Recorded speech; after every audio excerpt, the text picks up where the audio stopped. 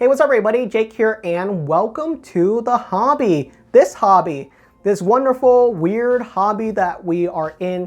We love it, we hate it. What is up right now is something extraordinary occurred to me this past weekend and I'm still trying to process it.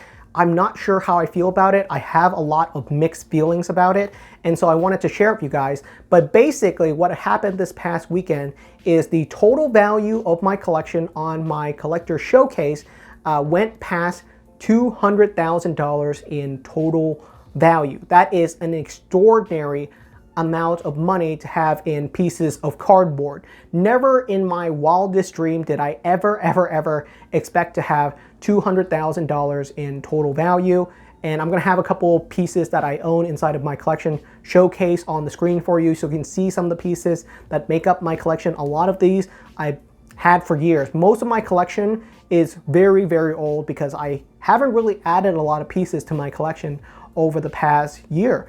Basically, if you go back and look at it from a video from 10 months ago, I can see that the screenshot back then, the value of my collection was around $117,000, which is still a very scary amount, but I was kind of okay with it because I just said, okay, maybe my collection is worth around $100,000, and that's something that I just have to deal with. But now my collection is going for $200,000, and it might be going for more in the future, and it's a mind-boggling and kind of scary amount of money. And I don't think my situation is that unique. If you've been collecting Pokemon cards for a couple of years, you may be in a similar scenario. Basically, any of your collection, whatever it is, if you have any sealed products, if you have any binder cards, if you have any slabs, if you've been collecting Pokemon cards for a couple of years, you probably noticed the value of your collection has continued to climb and climb and climb. And at a certain point, it becomes a number that you can no longer ignore, right?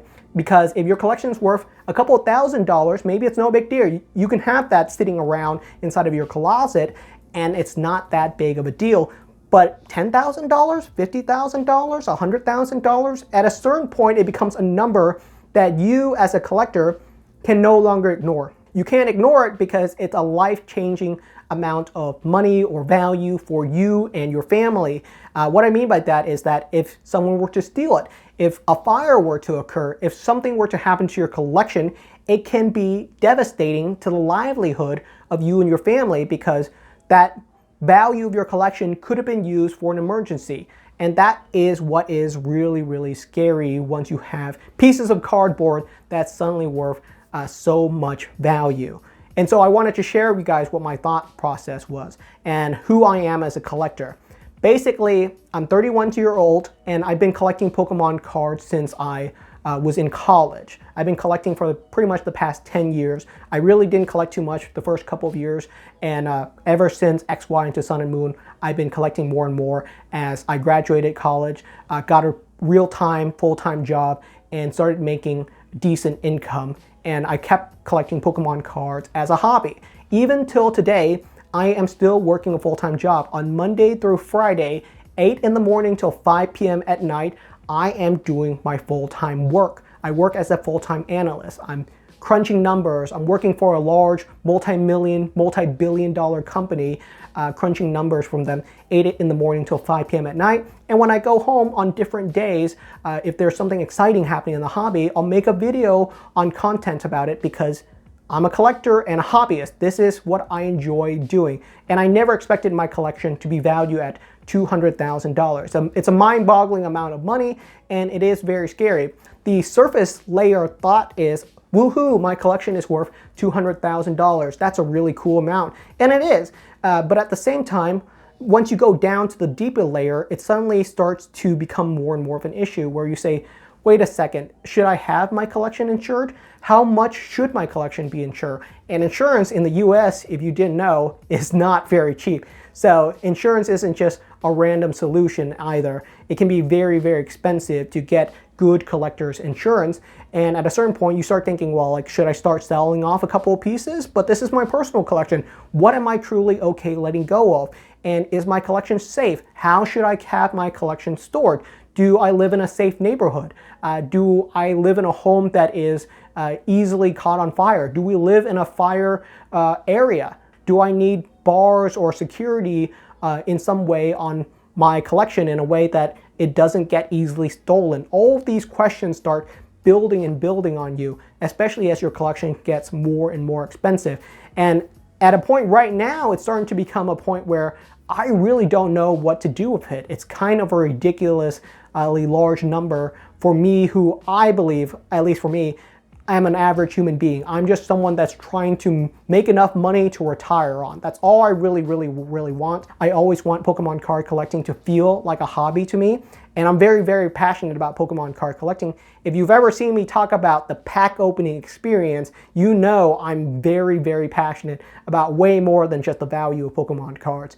But it gets really wild, right? And this is not unique to me. I do believe if you've been collecting Pokemon cards for the past couple of years, you might be in a similar scenario. So let me know what your thoughts are down in the comment section. I absolutely want to hear from you as a collector yourself.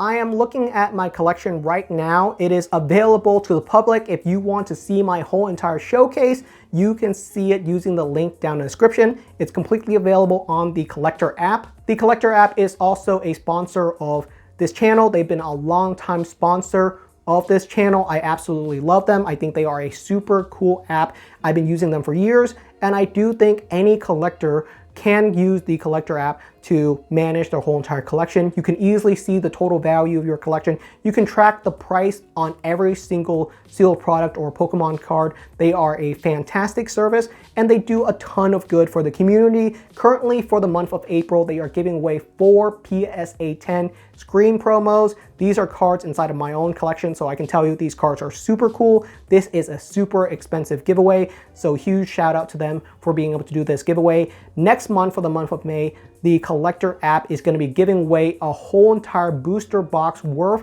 of Team Rocket booster packs. Check them out. Super cool company, made by collectors for collectors, and they are a fantastic service, completely free to just keep tracking your collection. Check them out. And again, you can look at my whole entire collection on their app. Super cool service. And looking at my collection, a lot of the pieces that you see inside of my collection are pieces in the background. If a piece is not available to be viewed in the background of my video, it's probably displayed in some way around my house or inside of my collection in some way or other. I really don't have a lot of pieces of my collection sitting in a closet somewhere. I obviously have Pokemon cards sitting in a closet, and I wish I could display everything, but that's part of it, is that my collection is so large I can no longer display every piece of it. And I've been continuously downsizing my collection over the past couple of years. Ever since I sold a lot of my collection to purchase a house, I use Pokemon cards to make a down payment for a house, which is a super cool thing to occur. How many people can say that they made a down payment for their property selling Pokemon cards? That's really funny, and I think it's really cool that I was able to do that. I continuously downsized my collection because I wanted my collection value to be constantly at right around $100,000. I just felt like that was a reasonable number to have inside of my collection. It's still a mind-boggling amount of value, but I knew I could never downsize below $100,000 because at that point, I would start having to sell off some pieces of my collection that I never want to sell off. And we are at that same occurrence right now with $200,000, is that my collection's value is over $200,000. And I'm at a point where I really cannot downsize any further unless I want to start selling off personal pieces inside of my collection that I want to hold forever. And that doesn't seem like a fun way to do it either. I don't want to sell off my personal collection. But then it starts getting into that scary thought, right? Do I have to spend thousands of dollars every single year for collector's insurance? Do I need to increase security for my house? I currently do not even have this room locked. Should I have my collection locked? Probably, right? So those things start occurring more and more is, do I need to get a safe? Do I need to have my safe drilled to the ground? Should I have even pieces that are really expensive displayed around, or should I have it stowed away? But I don't want my collection to be stowed away. And I know that sounds super weird. Oh, Jake, boo-hoo, your collection is super expensive. What a weird dilemma. But I honestly want your opinion on it. I don't know what to do with it, and let me hear your thought process. And so hopefully I can come to a conclusion on this, because am I just gonna be okay with my collection continually rising in value? At a certain point, does it become $1 million? And that's just absolutely ridiculous. Like, I don't want a $1 million collection. And I do think a lot of collectors may be in a similar boat where if your collection is even worth $500 and suddenly it's worth $5,000 now. Do you sell off your collection to buy a car? Is that kind of decision something that you want to make, you know? Thank you so much. Let me know what your thoughts are. It's kind of a weird time right now in the hobby, and this is one of those videos that I never expected to ever make, and that's where we're currently at. Thank you so much. I appreciate you for listening to me and appreciate you a lot for being a part of this hobby. I used to make videos in my tiny bedroom in the corner of it, and now I'm currently making videos in a house that I bought from selling Pokemon cards, which I think is really, really cool. So things have absolutely changed, but I still want to be just a normal collector. I don't want to be something else. So let me know what your thoughts are. I really appreciate you guys, and I'll see you next time.